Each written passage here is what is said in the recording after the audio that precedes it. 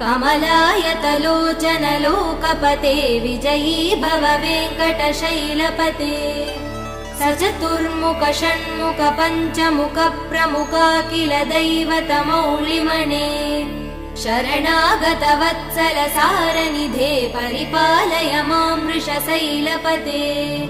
अतिवेलतया तव दुर्विषहैरनुवेल कृदै प्रपराध सदैः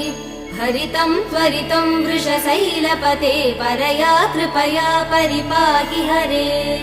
अधिवेङ्कटशैलमुदारमते जनताभिमतादिकदानरतात् परदेवदया गदितान् निगमै कमलादयितान् परं कलये